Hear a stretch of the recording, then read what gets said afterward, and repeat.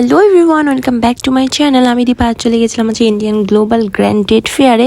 সেখানে টিকিট নিয়ে আমরা ঢুকে পড়ি ভিতরে দেখার জন্য কী কী আছে না আছে তোমাদেরও দেখাবো।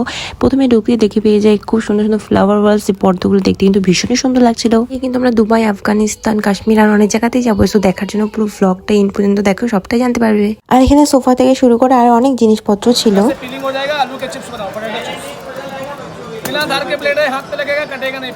এই স্টলগুলোতে যে সবজি কাট করে দেখায়, দেখতে তো ভীষণ ইন্টারেস্টিং মনে হয়, বাট ওদের কিন্তু ওয়েস্টও অনেক হয়, তাই না?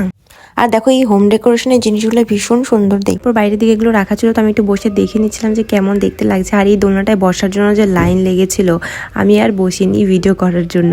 আর এখানে দেখো ট্রিপল লাইনে যে চুড়িদারের পিসগুলো ছিল ভীষণই সুন্দর, কিন্তু এগুলো আনস্টিচ ছিল, তোমাদেরকে স্টিচ করে নিতে হবে। আর এখানে হচ্ছে তারপর আমরা চলে যাই আফগানিস্তানের ড্রাই ফ্রুট দেখার জন্য। তো এখান থেকে আমরা কিছু ড্রাই ফ্রুট ট্রাই করি, তারাই কিন্তু ডেকে ডেকে ট্রাই করা ছিল সবাইকে। এখানে বাদাম আরও অনেক কিছু ছিল।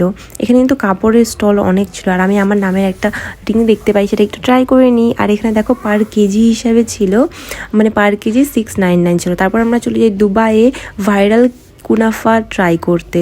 তারপর এখানে চলে যাই, আমি দাঁড়িয়েছিলাম, তো আমাকে এই পাশ থেকে ডেকে বলছিল আপিধারা যাও। তো সেখানে আমরা ট্রাই করে নিই হচ্ছে ভাইরাল বাকলাওয়া দুবাইয়ের। ভালোই ছিল টেস্ট। এখানে জিজ্ঞাসা করছিল টেস্টটা কেমন ছিল, তো আমি বললাম ভালোই ছিল।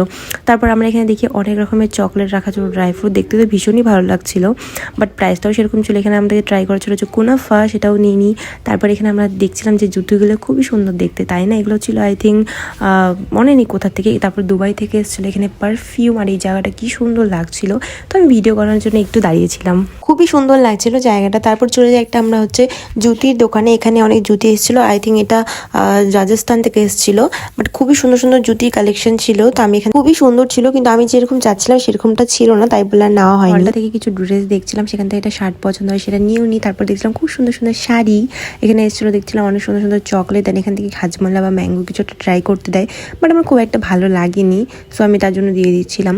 তারপরে এখান থেকে কোনো একটা বাদামের চাক্কি বা কোনো কিছু দিয়েছিল, নাম তো আমার ঠিক মনে নেই, যেহেতু কিছুদিন আগে গিয়েছিলাম।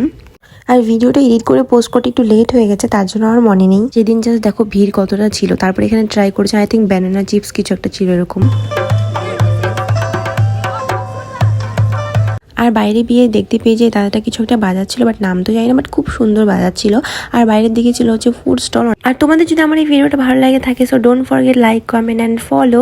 একটা আঙ্কেল আন্টি এসে আমাকে বলে একটা ফটো ক্লিক করে দেবে, কি কিউট, তাই না? ওকে, থ্যাংকস ফর ওয়াচিং।